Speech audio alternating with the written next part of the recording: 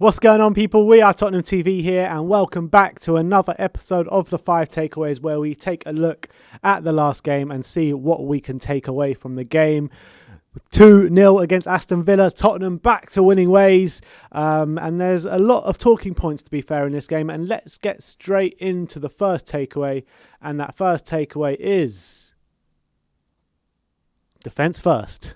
Yeah, so Spurs yesterday conceded 0.44 expected goals against Aston Villa, obviously also keeping a clean sheet. And that was our lowest XG we have conceded throughout the whole season. So we really did tighten things up yesterday, and we really stopped Aston Villa really building up a head of steam, stopped them creating any good quality chances, and it showed. And it's, I think, a lot to do with the defence shape of the defence, how we brought a younger set of defenders in. They're much more energetic, much more ready to prove themselves, and it paid dividends. Yeah, and it was a really good point made from Jose Mourinho as well in his post-match press conference, where he said our two best defenders on the night were Kane and Vinicius, working absolutely tirelessly hard, the whole team defending as a unit yesterday, and that was embodied by Kane and Vinicius straight from the top, and that filtered through the whole team. And that shows when you have a whole team working like that so hard. It's always likely you'll concede less quality chances, and showing that lowest XG conceded the whole season proves that. 100%. Which moves us on to the second takeaway of the game yesterday, and that is more of the same. Yeah, different games, same MOURA at the moment. He really is showing consistency in his performances, really battling hard every single game. He really has been a catalyst to some of our good performances of late. And again, most duels won throughout anyone on the pitch, most dribbles again, got that crucial assist for Carlos Vinicius' goal, and more passes in the final third than any other player on the pitch. So he's becoming a massive influence in the team, and when he's in this kind of form, you can't leave him out. Yeah, and he had his hand in the second goal as well, playing that ball through to Kane as well. So you got to say, absolutely fantastic from Lucas Moura. Can we have more of the same next time, please? I hope so, because I'm really liking what I'm seeing from Lucas Moura. He's a handful as well. Those dribbling stats, and 6 completed dribbles again, which is really a lot. It's a high amount. It's probably, if you're averaging 6 a man, you're going to get the most in the league by far. So he's got a lot of dribbles in the past few games, and we've always said his dribbling is his biggest asset, and when he's in that kind of move, it's hard to stop. Yeah, and we've also always said that his attitude and desire can never be questioned. It's sometimes that the quality can be questioned, and he's providing that for us now on a consistent basis, which we love to see, obviously.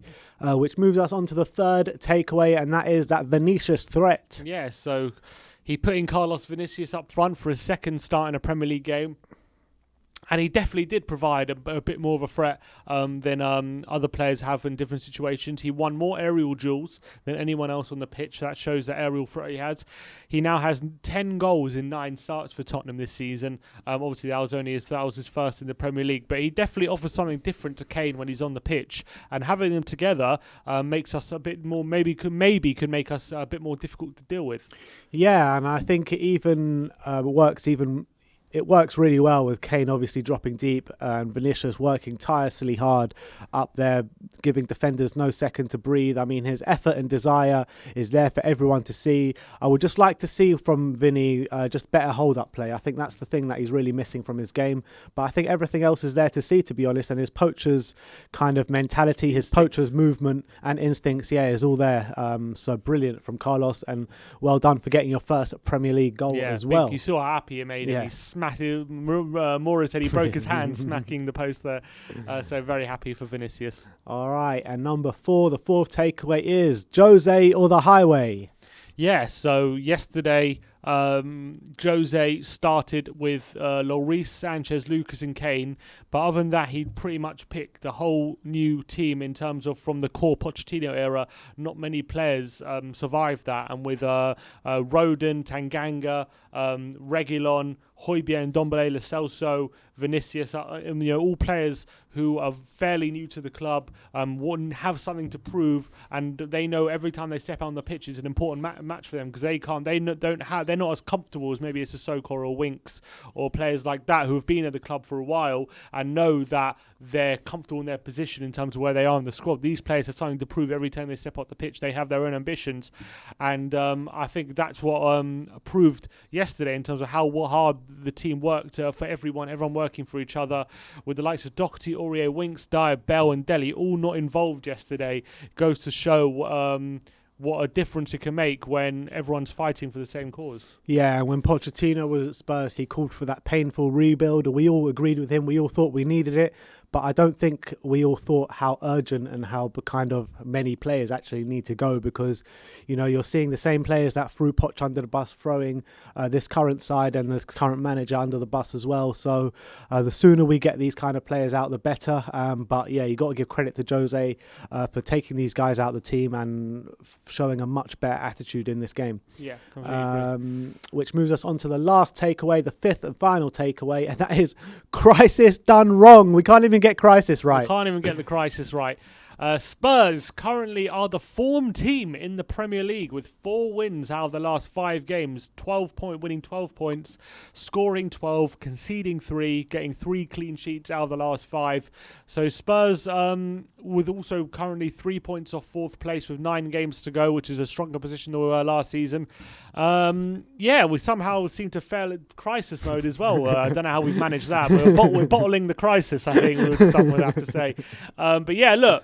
Although you could say the teams we've played are not the toughest, I think you have to say we're in the Premier League. We're playing fairly well in a weird way, and good performances against Palace and Burnley, and I thought good performance yesterday in the away win against Villa, standing us in decent stead in the race for top 4. It's all about building momentum and keeping that consistency from now to the end of the season to see if we can actually make it one of our best seasons actually under ENIC, if we can win a trophy and get top 4. But still a long way to go, but let's see how we do. Yeah, definitely. I mean, it's just classic Spurs to be top of the form table, but for the kind of everyone to say we're in crisis. The week from hell, really, the way we lost to Arsenal and the way we went out the Europa League, Dynamo Zagreb, in between kind of really good performances, Palace, Burnley, a hard-fought win against Fulham, and now a hard-fought win against Aston Villa as well. So it's not all doom and gloom at Tottenham Hotspur. I think form has taken a turn for the better, that's for sure.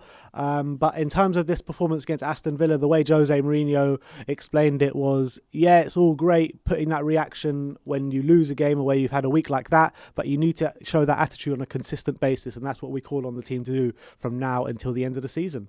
I completely agree. All right, so those are our 5 takeaways from the hard-fought 2-0 win at Villa Park. Let me know in the comment section below if you agree with our takeaways. If you don't agree, let me know if you have any extra takeaways.